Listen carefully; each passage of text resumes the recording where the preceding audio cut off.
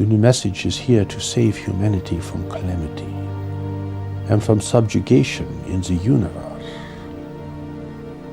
as you begin to emerge into a greater community of life, a greater community in which you have always lived and with which you must now learn to contend. But it is also here to give the individual a new experience, a new foundation, and the opportunity to restore their lives, to redeem themselves, and to utilize their abilities and the power of knowledge within themselves to be of service to a world whose needs and difficulties are escalating with each passing day.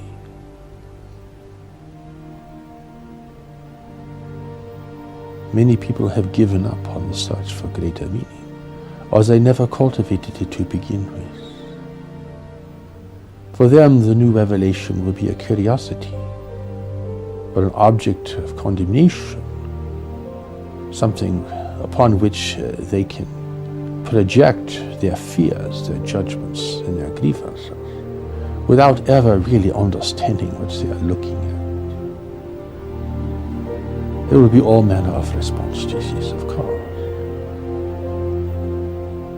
But it is important for those who are coming to this with an honest intention and with humility and sincerity to realize the power and the potency of God's revelation and what it can mean for them, to restore them, to give them a greater purpose and direction which already live within them. For you do not invent purpose and direction,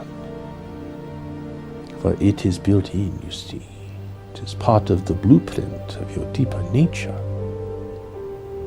beyond the realm of the intellect, beyond debate and speculation. This is.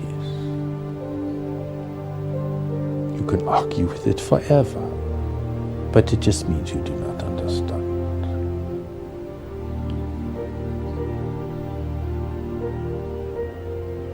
It is important that people who come to the revelation sincerely, that they have an understanding of really, at the outset, that they are dealing with something of a greater magnitude.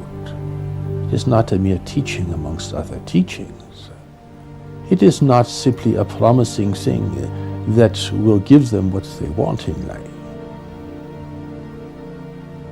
It is a whole nother level altogether.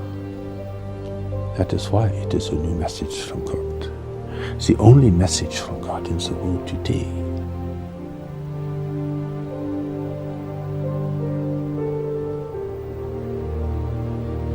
This does not mean the new message is going to craft a new life for you and give you a role to play, but that must come from within you, between you and yourself, between you and your engagement with life. Many people will need the new message to be the center of their practice and focus. And some people will be called to serve the new message directly because that is their calling. But for many others, it will give them the strength to discern a greater direction and to give them a greater internal power and strength to make the necessary decisions and to turn the corners that must be turned, to begin to move in a positive and meaningful direction.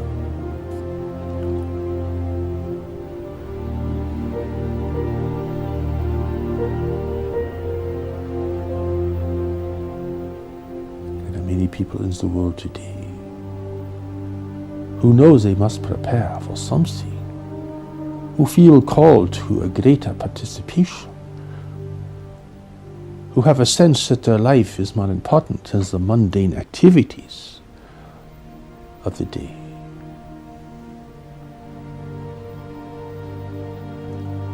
Some will not find their way in the religious traditions of the world because they are being prepared and called for something new in the world. They are more connected to the future than the past. And the future is calling them and pulling them forward.